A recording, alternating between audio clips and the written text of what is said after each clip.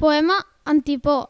Autora Empar Moliner. Terror i por i faradat, paura i molta basarda, i pànic desenfrenat com de gallina polarda. Quan t'envien a dormir, quan la llum ja està apagada, et fiques sota el coixí i et tapes amb la flaçada. Els pelujos semblen bruixes, al prestatge un llibre es mou, que et camina per les cuixes, se senten trons i no plou. Xiscles, mama, mama, mama, i ja sent monstres sota el llit, i un m'ha pessigat la cama, abraça'm que sóc petit. Doncs ara et diré sens falta el truc d'un màgic nipó. Digue-les amb veu molt alta les coses que et facin por.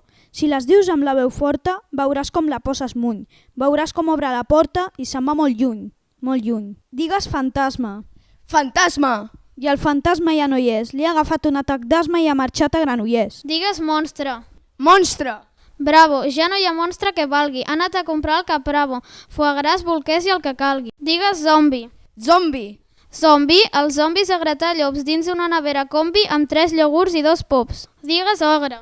Ogre! Entesos, l'ogre ha anat a Vilassar i enmig d'uns rostolls encesos ha caigut i allà s'està. I ara encenem la llum blava i deixem la porta oberta.